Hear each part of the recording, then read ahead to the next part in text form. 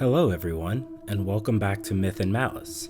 Today, we delve into the mysterious world of one of New Zealand's most haunted places, the Seacliff Lunatic Asylum. Have you ever felt a place could hold on to memories long after its walls began to crumble? Well, you certainly would if given the chance to stand among these ruins. Perched above the churning Pacific Ocean lie the remnants of what was once the largest building in New Zealand. Its weathered stone walls aren't just architectural remains, they're silent witnesses to decades of human stories, controversial treatments, and unexplained phenomena. Welcome, friends, to Seacliff Lunatic Asylum, a place where, if you listen closely enough, you might hear echoes of those who never truly left. Let's go back, way back to the 1880s. Between 1879 and 1884, Seacliff rose from these windswept cliffs as a massive stone structure that stretched over 225 meters across the hillside. Imagine that, a quarter-kilometer of towers and wings and wards. How majestic.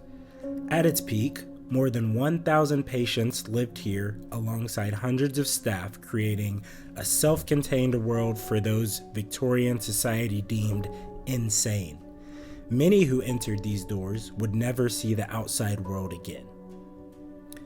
Today, as you can see, only fragments remain. Most of the structure was demolished decades ago, but ask anyone who spent time here after sunset and they'll tell you the same thing. Not everyone who lived and died at Seacliff has truly departed.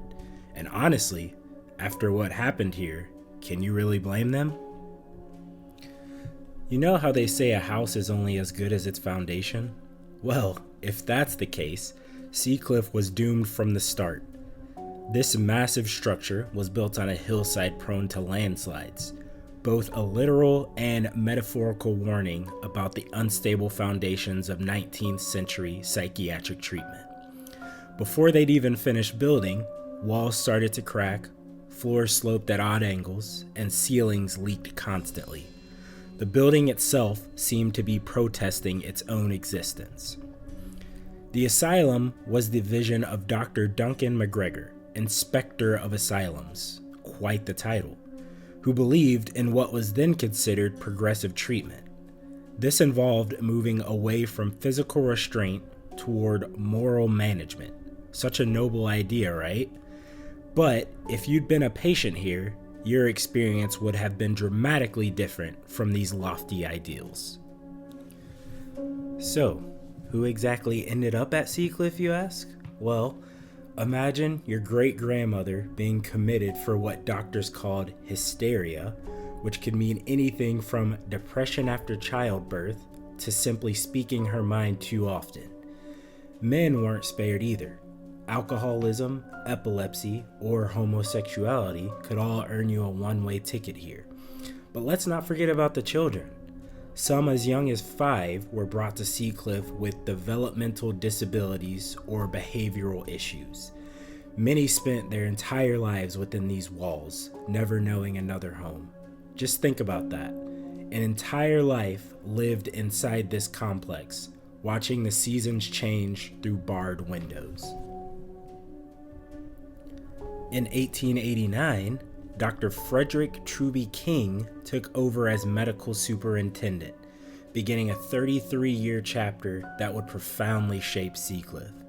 You might recognize his name as the founder of the Plunkett Society for Infant Welfare, but his psychiatric work had a much darker side that was heavily influenced by eugenic theories that were tragically popular at the time. Under King's watch, patients worked, farming, gardening, and maintaining the grounds. In some ways, this gave them purpose and structure, but let's be honest, it also made the institution largely self-sufficient and saved the government money. While patients lived in overcrowded wards, King and his family enjoyed a comfortable cottage on the grounds named Marama that was surrounded by extensive gardens. Parts of these gardens still exist today, beautiful spaces created by the hands of those who were rarely allowed to enjoy them. If you'd been unlucky enough to be a patient here, your treatment would have evolved with the decades. In the early days, you might have faced routine, work, and moral guidance. But by the 1920s and 30s, things got more invasive. Imagine being submerged in ice baths or scalding water for hydrotherapy, or being injected with insulin to induce a coma, hovering at the edge of death to reset your mind. Crazy, right? Don't worry, it gets worse. Electroconvulsive therapy was often administered without anesthesia in its early use. And then there were the lobotomies, which involved surgically severing connections to the prefrontal cortex, leaving many patients as shadows of their former selves. Now ask yourself, how many screams have these walls absorbed? How many prayers went unanswered? The night of December 8th, 1942, would forever change Seacliff. Picture this: a cold winter night, most of the asylum asleep. In Ward 5, which housed female patients, many of them elderly or physically disabled, a fire began to spread in the early morning hours. What happened next would shock the nation and haunt this place for generations. Despite the asylum's stone exterior, the interior was largely wooden, perfect kindling for a fast-moving fire. Now, put yourself in the position of these women. Ward 5's windows had been fitted with metal bars and wire mesh. Its doors were locked, standard practice for containing patients, but a death sentence during a fire. Staff frantically searched for keys, struggling to open the heavy doors as smoke filled the corridors. By the time they reached many patients, it was too late. 37 women died that night, many still in their beds, unable to escape. Can you imagine their terror? It remains one of New Zealand's deadliest institutional fires, a tragedy that should never have happened. A subsequent investigation revealed what many had suspected: shocking negligence. Inadequate fire safety measures, overcrowding, and understaffing all contributed to this catastrophe. But this wasn't just an accident. It was a failure of the entire system meant to protect society's most vulnerable. The tragedy accelerated declining public confidence in Seacliff and institutional psychiatric care more broadly. But for 37 women, that realization came too late. After World War II, everything changed in psychiatric care. The introduction of antipsychotic medications reduced the perceived need for long-term institutionalization. By the 1960s, parts of Seacliff were already empty, leaving the massive structure increasingly difficult to justify as patient numbers declined. The asylum that once dominated this coastline began to die a slow death. But the end didn't come all at once. Villa Forth, the last functioning part of Seacliff, closed its doors in 1973. Most of the main building had been demolished back in 1959, with other structures torn down in the decades that followed. What remained was a skeleton: fragments of walls, foundations, and perhaps most heartbreaking, the forgotten cemetery where many patients were buried in unmarked graves. For decades, patients who died at Seacliff were interred here with minimal ceremony, often without their families ever being told where their loved ones rested. Take a moment to let that sink in. Dying in an institution and being buried on its grounds, your entire existence contained within the same few acres. Now we get into the juicy part that we've all been waiting for: the hauntings. As darkness falls on Seacliff, something changes. The atmosphere becomes heavy, expectant. If you believe the countless witnesses, this is one of New Zealand's most haunted locations, with activity reported not just in the remaining structures, but throughout the extensive grounds. Over years of documented investigations and personal accounts, patterns have emerged with specific apparitions and phenomena that keep showing up with unsettling consistency. let me introduce you to some of Seacliff's permanent residents. Have you ever heard a woman crying only to find nobody there? The most frequently reported apparition at Seacliff is known simply as the Weeping Woman. Seen near the former women's wards, she appears in a white nightgown, often described as being in her 30s with long dark hair. Witnesses say she seems to be searching for something or someone, with soft crying accompanying her appearances. Some believe she may be connected to the fire, while others suggest she represents a patient who died by suicide, jumping from the cliffs after a failed attempt to escape the asylum. Electronic voice phenomenon recordings in this area have captured what sounds like a woman whispering, "Help me and find me." What or who is she looking for after all these years? To me, this next phenomenon is the most heartbreaking. Near where the children's ward once stood, visitors have reported childlike figures playing. You might hear laughter, singing, or the sound of running feet when nobody's there. Small handprints appear on dusty surfaces, and toys left at the site are sometimes found moved or arranged in circles. We know from historical records that children as young as 5 lived at Seacliff, many abandoned by families unable or unwilling to care for those with disabilities. Some spent their entire lives institutionalized, knowing no other home than these now crumbling walls. Is it any wonder they might still be playing here, decades after death? Where else would they go? Have you ever felt like you were being watched? Staff and visitors have reported seeing a tall, bearded figure in period physician's clothing, observing from windows or walking the former wards. Many identify this apparition as Dr. Truby King himself, still monitoring his domain decades after death. Electronic equipment often malfunctions in areas associated with King, and some visitors report feeling an overwhelming sense of being judged or evaluated. His presence is described as stern, but not necessarily malevolent, a continuation of his authoritative role in life.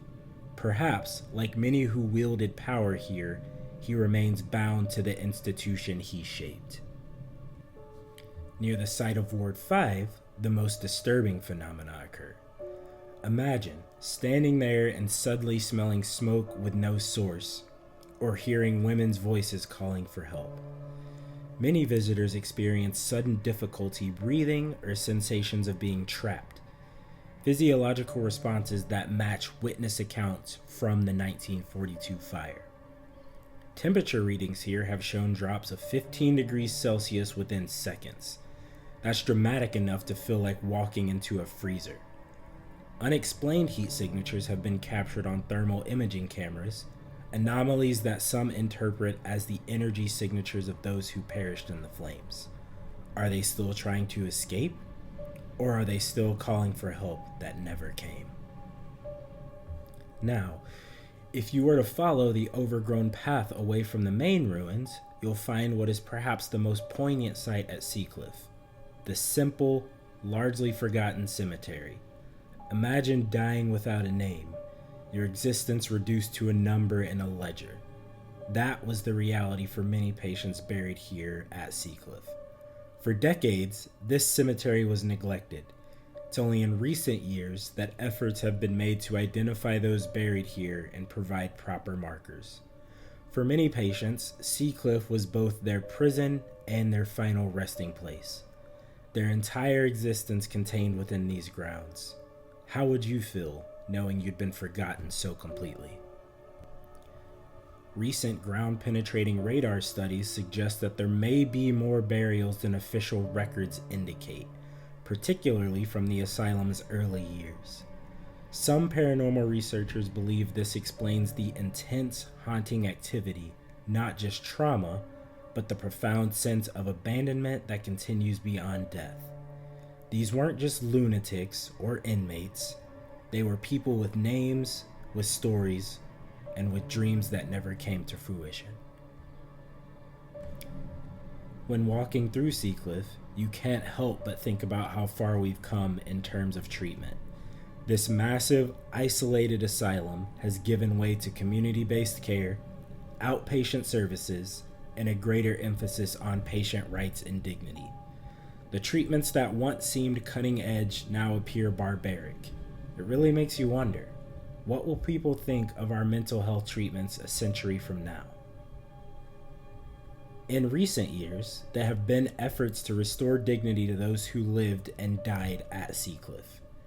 Annual ceremonies now commemorate the fire victims, and genealogists work to connect patient records with family histories, allowing descendants to finally know what happened to long-missing relatives.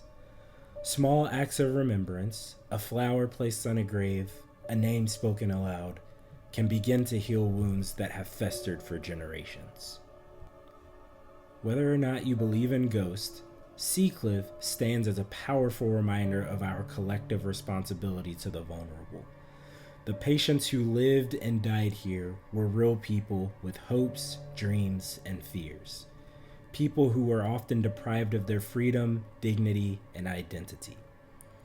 When I speak their names from the asylum records, Mary, William, Elizabeth, Thomas, Hemi, I wonder about their stories. Who loved them? What made them laugh? What dreams did they harbor in the quiet darkness of their rooms? Perhaps the most important thing we could do is remember them, not as faceless lunatics, but as individuals caught in the machinery of an imperfect system. Their stories matter, their suffering matters, and if some part of them still lingers here, perhaps they're simply waiting for acknowledgement. For someone to finally hear the voices that were silenced for so long. Seacliff may be largely demolished, its patients long since departed in body if not in spirit, but its legacy continues. A sobering reminder of our past and a challenge to do better in our present. The walls of Seacliff absorbed decades of pain, fear, and lost potential. Perhaps that's why they seem unable to rest, even as they crumble back into the earth that never truly supported them. They say that on still nights, when fog rolls in from the Pacific and moonlight catches the remaining stones just so, you can still hear them, the forgotten ones, still calling out to be remembered. And between you and me, I think they're still here too.